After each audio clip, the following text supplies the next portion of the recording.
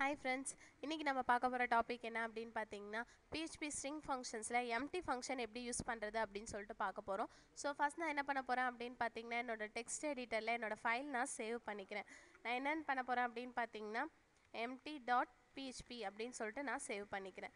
So first வந்து நாம என்ன பண்ணுவோம் அப்படினு பாத்தீங்கன்னா நம்மளோட PHP டாக் ஓபன் பண்ணிக்கலாம். நம்மளோட PHP டாக க்ளோஸ் பண்ணிக்கலாம்.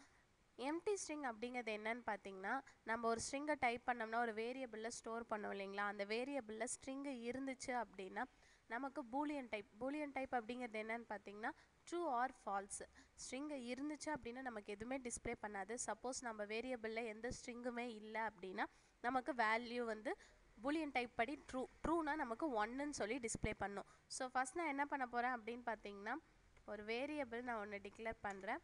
அதுக்குள்ளே நான் எந்த ஸ்ட்ரிங்குமே டைப் பண்ண போகிறதில்ல, சரிங்களா. நெக்ஸ்ட்டு எக்கோவில் என்னோட என்ன டைப் பூலியன் டைப்பில் எனக்கு ஆன்சர் வேணும். ஸோ நான் பூலியன்னு சொல்லி டைப் கன்வர்ஷனுக்காக பூலியன் கொடுத்துருக்கேன். நெக்ஸ்ட் வந்து என்னோடய ஃபங்க்ஷனை நம்ம கால் பண்ணோம் இல்லைங்களா. ஸோ எம்டி நம்மளோட வேரியபிளை நான் யூஸ் பண்ணிக்கிறேன். ஸோ இப்போ இந்த வேரியபிளில் வேல்யூ இருக்கா இல்லையாங்கிறத பற்றி தான் நம்ம பார்க்க போகிறோம். ஸோ இதை நம்ம சேவ் பண்ணிக்கலாம்.